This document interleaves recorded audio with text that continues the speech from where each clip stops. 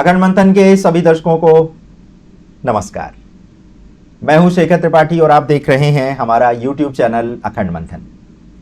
भविष्य मालिका web series की अपार लोकप्रियता के बाद अब हम आपके लिए लाए हैं श्री अच्युतानंद दास द्वारा लिखित पद्मकल्प। पद्मकल्प में भी कलयुग में होने वाली घटनाओं का विस्तार से वर्णन किया गया है। इसमें भी कल की लीला को समझाया गया है और बताया गया है कि कलयुग में कब भगवान का अवतरण होगा। वैसे कहा जाता है कि मलिका कोई एक पुस्तक नहीं बल्कि यह 1,00,000 पट्टिकाओं पर लिखी गई भविष्यवाणियों का संग्रह है और इन्हीं 1,00,000 पट्टिकाओं का संग्रह कर कई पुस्तकें लिखी गई हैं जो आने वाले समय की सूचना देती हैं।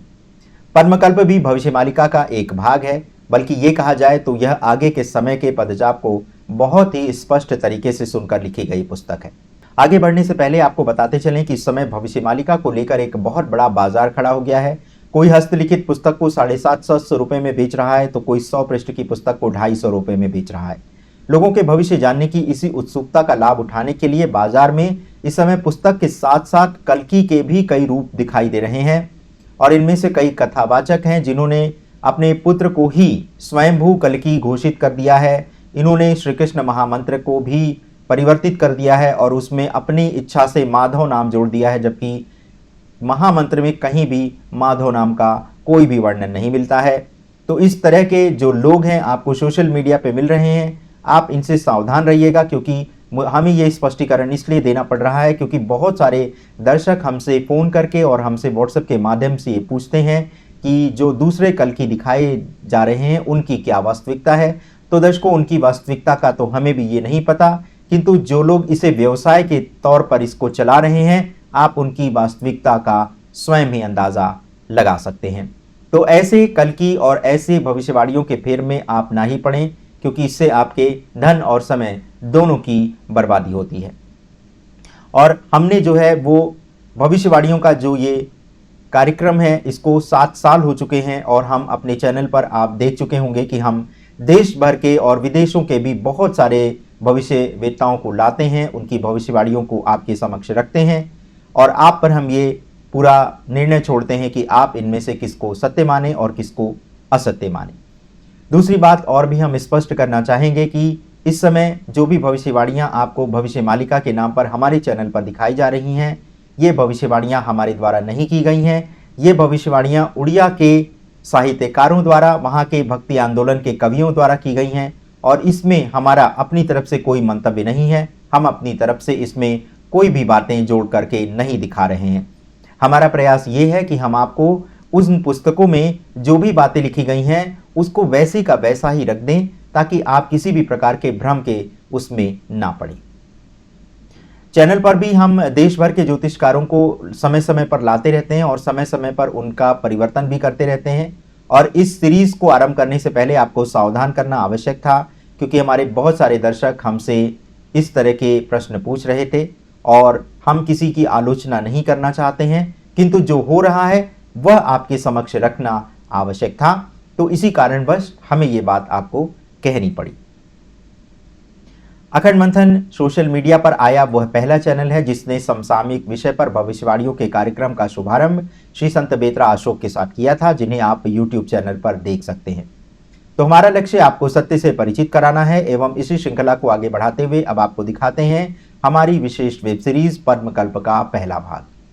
पद्मकल्प पुस्तक के आरंभ में श्री अच्युतानंद महाराज ने मां गौरी की आराधना करते हुए कहा है कि कल की लीला का दर्शन उन्हें मां जगदम्बा की कृपा से ही प्राप्त हुआ है और उन्होंने ही ताड़ के पत्ते पर सारी जानकारी लिखकर दे दी, जिससे उन्हें कल की लीला का पता चला।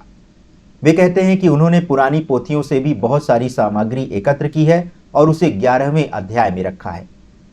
महागुप्त पद्मकल्प को अत्यंत रहस्यमयी पुस्तक पोथी के रूप में देखा जाता है एवं इसी कारण से भविष्य मालिका की भविष्यवाणियां तो सामने आ गई हैं, किंतु पद्मकल्प अभी भी अत्यंत गुप्त है। उन्होंने ये भी लिखा है कि महाप्रभु की ये गुप्त लीला जो भी पढ़ेगा सुनेगा उसे लक्ष्मी मां स्वयं प्राप्त हो जाएंगी।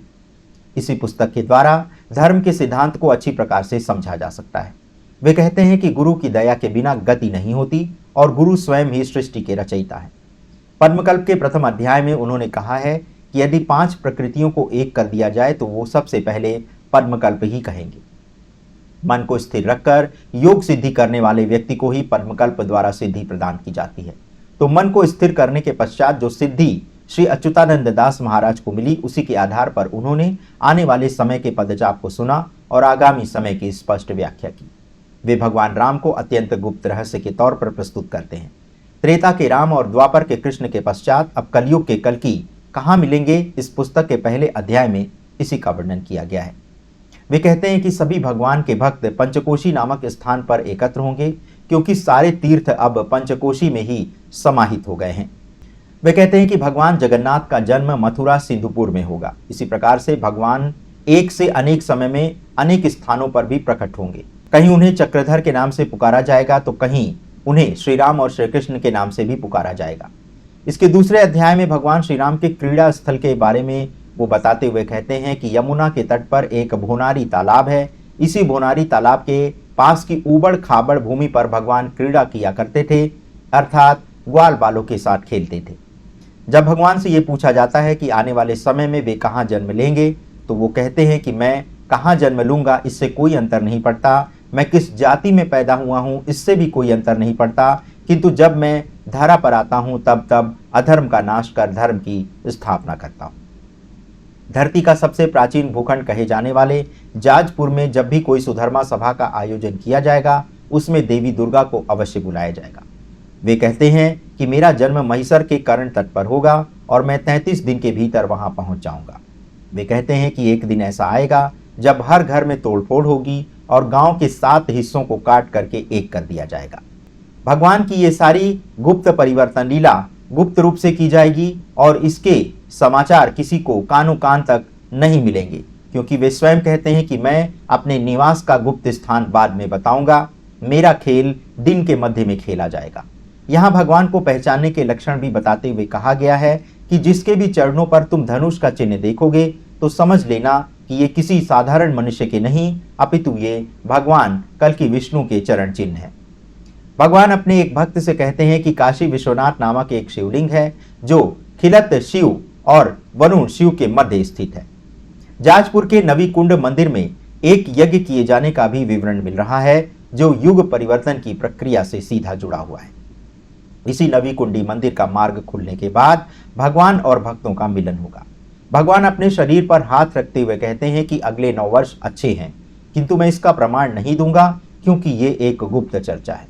भविष्यमालिका के पद्मकल्प को अत्यंत गुप्त ग्रंथ माना गया है, क्योंकि इसमें बहुत सी बातें ऐसी लिखी गई हैं जो जिस व्यक्ति के लिए लिखी गई हैं उसे ही वह समझ सकता है।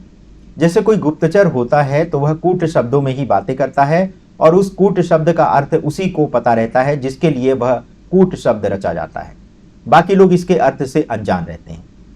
अतः हम अब ऐसी ही कुछ कोड लैंग्वेज में की गई बातें बता रहे हैं, जिसे अब आप डिकोड करें, आप विद्वानों का कार्य है, और जहां तक हमें समझ आएगा हम उसे डिकोड करने का प्रयास करेंगे। जैसे पद्मकल्प में लिखा है कि भगवान कह रहे हैं कि पांडवों की राजधानी वहीं निकट है, लखविंदा मैदान के पश्चिमी भाग में, और आचार्य द्रोण का स्थान भी वहीं है। भगवान कहते हैं कि सफेद घोड़े और काले घोड़े की मूर्ति का प्रमाण यह है कि घोड़े पर 2 भाई सवार होंगे। पुरी क्षेत्र में 7 दिन और 7 रातें होंगी। भीमसेन के पास एक तालाब है और गुप्त रूप से भीमसेन की शैया भी है। अब आप ही सोचिए पद्मकल्प में किस युग के विषय में लिखा गया है।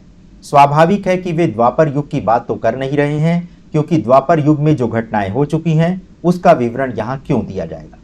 तो इसका सीधा सा अर्थ ये है कि वे कलयुग में पांडवों के निवास स्थान के विषय में ही बातें कर रहे हैं और बता रहे हैं कि इस समय वे कहाँ होंगे। साथ ही साथ भीम का निवास स्थान एक तालाब को बता रहे हैं और यह भी कह रहे हैं कि वह किसी गुप्त स्थान पर शयन करते हैं ताकि कोई उन्हें पहचान ना सके। और इधर फर्जी कलयुगी कल्कि अखंड मंथन को ये धमकी दे रहे हैं कि मुझे देश के बड़े पत्रकारों से मिलवाओ, नहीं तो मैं शिव बनकर विनाश करना आरंभ कर दूंगा। वो फर्जी कल्कि कौन है उनसे भी हम आपको मिलवाएंगे और उनकी व्हाट्सएप चैट भी दिखाएंगे। तब आप स्वयं ही सोचिएगा कि कल्कि अवतार क्या ऐसी बातें कर सकते हैं। इसका सीधा सा अर्थ ये होता है कि कल्कि भगवान के साथ जितने भी देवी देवता होंगे, जितने भी ऋषि मुनि होंगे, वे गुप्त रूप से रहेंगे और कल्कि भगवान प्रत्यक्ष शरीर रूप से संसार के सामने कभी नहीं आएंगे और ना ही वे समाचार चैनलों को फोन करके ये कहेंगे कि मैं आ गया हूं और मेरा प्रचार प्रसार करो, नहीं तो मैं विनाश कर दूंगा। इन फर्जी कल्कियों का इतना अत्याचार बढ़ गया है कि वे खुलेआम हमसे पूछते हैं कि क्या मैं बड़े बड़े चैनलों के संपादकों को जानता हूं। अब आप सोचिए कि सूर्य जब निकलता है तो उसका परिचय देने की आवश्यकता होती है, और गीता में तो भगवान स्वयं कहते हैं कि सूर्य और चंद्रमा उनके दो नेत्र हैं। अब आप स्वयं ही सोचिए कि जिनके नेत्र ही सूर्य और चंद्र जैसे ग्रह हैं, वे स्वयं कितने विशाल होंगे। क्या उनकी ऊर्जा एक मानव शरीर में समा पाएगी? और क्या यदि वे सामने पड़ भी जाते हैं तो क्या आपका शरीर उनका तेज सहन कर पाएगा? अभी तो जरा सी धूप लगती है तो आप छाया वाला स्थान खोजने लगते हैं। सोचिए यदि किसी दिन सूर्य और चंद्र दोनों साथ खड़े हो जाएंगे तो क्या आप जीवित रह पाएंगे? इन दिनों एक और फर्जी कल्कि हैं जो कल्कि के नाम से चैनल चला रहे हैं, और वह लोगों को ये प्रलोभन दे रहे हैं कि अगर आप उनको मानेंगे और उनके बेटे को कल्कि मानेंगे तो आप सतयुग में जीवित रहेंगे।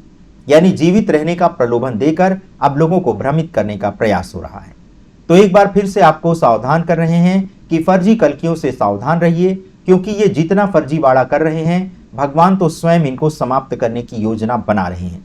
अब चलिए आपको आगे की कथा सुनाते हैं कि पद्मकल्प में क्या लिखा है। तो पद्मकल्प में लिखा है कि लांगुली बाबा जी का परीक्षण किया जाएगा। सुबल्या नदी में जो रक्त बहेगा वह गहरा लाल रंग का होगा, और उस समय नदियां बहेंगी और बांध टूट जाएंगे। लीलिता गिरी में 3 किनारों से 3 मुख होंगे। भगवान कहते हैं कि रामदास, हम तुम्हें ये गुप्त रहस्य नहीं बताएंगे।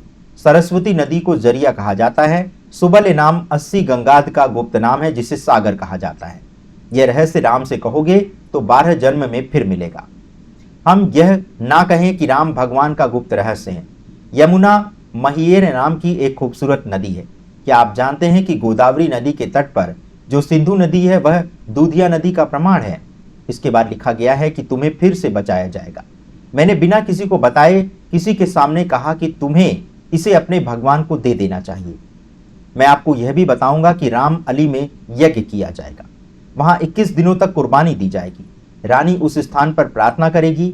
जो गेंद पेड़ से चिपक जाएगी और गेंद लेते समय जो गेंद शेष बच जाएगी वह अमिट प्रमाण है। पूरी धरती पर उथल पुथल मच जाएगी और इसी महीने में पक्षी फिर से बोलेंगे।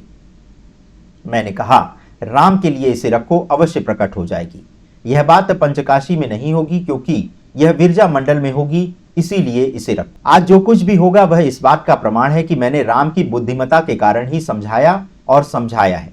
यह भी निर्धारित करें कि राम जंभा में आपका मुख किस स्थान पर है।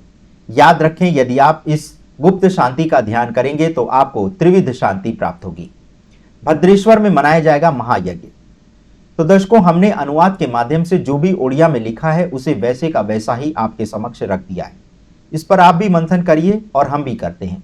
और पद्मकल्प के दूसरे सीजन में हम इन सारे रहस्यों को डिकोड करने का प्रयास करेंगे। किंतु इतना तो तय है कि पद्मकल्प एक गुप्त एवं रहस्यमय ग्रंथ है और इसे समझना सभी के वश की बात नहीं है। फिर भी हम सभी मिलकर इसे समझने का प्रयास करें। तो आज के पहले एपिसोड में बस इतना ही, और जाते जाते एक बार पुनः फर्जी कल्कियों से सावधान रहें, क्योंकि ये फर्जी कल्कि आपको भगवान से ही नहीं मनुष्य से भी दूर कर देंगे। धन्यवाद, नमस्कार।